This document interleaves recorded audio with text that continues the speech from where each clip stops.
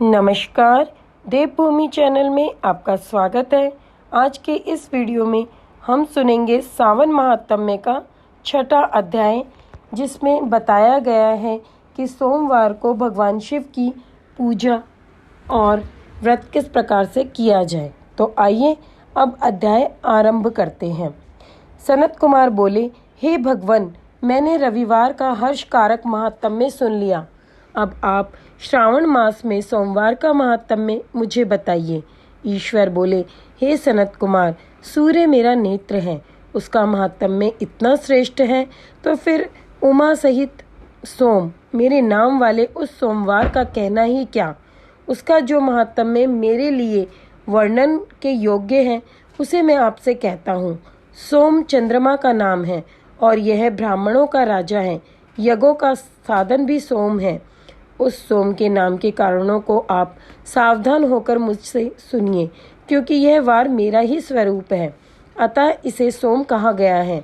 इसलिए यह समस्त राज्य का प्रदाता तथा श्रेष्ठ है। व्रत करने वाले को यह संपूर्ण राज्य का फल देने वाला है। हे विप्र, उसकी विधि सुनिए। मैं आपको विस्तार पूर्वक बता रहा हूँ। 12 महीनों में सोमवार अत्यंत श्रेष्ठ है। उन मासों में यदि सोमवार व्रत करने में असमर्थ हो तो श्रावण मास में इसे अवश्य करना चाहिए। इस मास में इस व्रत को करके मनुष्य वर्ष भर के लिए व्रत का फल प्राप्त करता है। श्रावण में शुक्ल पक्ष के प्रथम सोमवार को यह संकल्प करें कि मैं विधिवत इस व्रत को करूंगी। शिवजी मुझ पर प्रसन्न हो। इस प्रकार चारों सोमवार के दिन, और यदि 5 हो जाएं तो उसमें भी प्रातः काल यह संकल्प करें और रात्रि में शिवजी का पूजन करें। 16 उपचारों से सायंकाल में भी शिवजी की पूजा करें और एकाग्रचित्त होकर इस दिव्य कथा का श्रवण करें। हे सनत कुमार, इस सोमवार की कही जाने वाली विधि को आप मुझसे सुनिए। श्रावण मास के प्रथम सोमवार को इस श्रेष्ठ व्रत को प्रारंभ करें। मनुष्य को चाहिए कि अच्छी तरह स्नान करके पवित्र होकर श्वेत वस्त्र धारण कर ले और काम, क्रोध, अहंकार, द्वेष, निंदा आदि का त्याग करके मालती, मल्लिका आदि श्वेत पुष्पों को लाए। इनके अतिरिक्त अन्य विविध पुष्पों से तथा अभिष्ट पूजन उपचारों के द्वारा त्र्यंबक इस मूल मंत्र से शिवजी की पूजा करें। उसके बाद कहे, मैं शव, भावनाश, महादेव, उग्र, उग्रनाथ, भाव, शशि मौली, रुद्र, नीलकंठ, शिव तथा भवहारी का ध्यान करता हूँ। इस प्रकार अपने विभव के अनुसार मनोहर उपचारों से देवेश शिव का विधिवत पूजन करें। जो इस व्रत को करता है उसके पुण्य फल को सुनिए। जो लोग सोमवार के दिन पार्वती सहित शिव की पूजा करते हैं, वे पुनरावृत्ति से रहित अक्षय लोक प्राप्त करते हैं। हे सनत कुमार, इस मास में नक्त व्रत से जो पुण्य प्राप्त होता है उसे मैं संक्षेप में कहता हूँ। देवताओं तथा दानवों से भी अभेद 7 जन्मों का अर्जित पाप नक्त भोजन से नष्ट हो जाता है। इसमें संदेह नहीं करना चाहिए, अथवा इस अति उत्तम व्रत को उपवास पूर्वक करें। इसे करने से पुत्र की इच्छा रखने वाला मनुष्य पुत्र प्राप्त करता है और धन चाहने वाला धन प्राप्त करता है। वह जिस जिस अभिष्ट की कामना करता है उसे पा जाता है। इस लोक में दीर्घकालिक वांछित सुख उपभोगों को भोग कर अंत में श्रेष्ठ विमान पर आरूढ़ होकर वह रुद्र लोक में प्रतिष्ठा प्राप्त करता है। चित्त चंचल है, धन चंचल है और जीवन भी चंचल है, ऐसा समझकर प्रयत्न पूर्वक व्रत का उद्यापन करना चाहिए।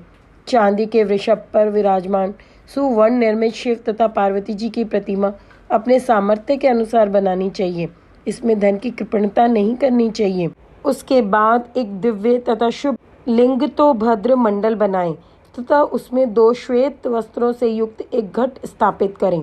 घट के ऊपर तांबे अथवा बांस का बना हुआ पात्र रखें और उसके ऊपर उमा सहित शिव को स्थापित करें। उसके बाद श्रुति, स्मृति तथा पुराणों में कहे गए मंत्रों से शिव की पूजा करें।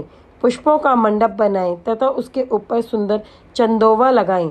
उसमें गीतों तथा बाजों की मधुर ध्वनि के साथ रात में जागरण करें। उसके बाद बुद्धिमान मनुष्य अपने गृह सूत्र में निर्दिष्ट विधान के अनुसार अग्नि स्थापन करें और फिर शव आदि 11 श्रेष्ठ नामों से पलाश की समिधाओं से 108 आहुति प्रदान करें। यव, व्रीहि, तिल आदि के आहुति आप्य यस्व इस मंत्र से दे और बिल्व पत्रों की आहुति त्र्यंबक अथवा क्षणक्षर मंत्र ओम नमः शिवाय से प्रदान करें। उसके बाद स्विष्टकृत होम करके पूर्ण आहुति देकर आचार्य का पूजन करें और बाद में उन्हें गौ प्रदान करें। उसके बाद 11 श्रेष्ठ ब्राह्मणों को भोजन कराए तथा उन्हें वंश पात्र सहित 11 घाट प्रदान करें। इसके बाद पूजित देवता को तथा देवता को अर्पित सभी सामग्री आचार्य को दे और तत्पश्चात प्रार्थना करें, मेरा व्रत परिपूर्ण हो, शिव जी मुझ पर प्रसन्न हो।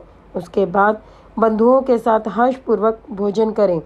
इसी विधान से जो मनुष्य इस व्रत को करता है वह जिस जिस अभिलषित वस्तु की कामना करता है उसे प्राप्त कर लेता है और अंत में शिवलोक को प्राप्त होकर उस लोक में पूजित होता है। हे सनत कुमार, सर्वप्रथम श्री कृष्ण ने इस मंगलकारी सोमवार व्रत को किया था। श्रेष्ठ, आस्तिक तथा धर्मपरायण राजाओं ने भी इस व्रत को किया था। जो इस व्रत का नित्य श्रवण करता है वह भी उस व्रत के करने का फल प्राप्त करता है। इस प्रकार श्री स्कंद पुराण के अंतर्गत ईश्वर सनत कुमार संवाद में श्रावण मास महात्म्य में सोमवार व्रत कथन नामक 6वां अध्याय यहाँ समाप्त होता है। कल हम सावन महात्म्य का 7वां अध्याय सुनेंगे। ओम नमः शिवाय।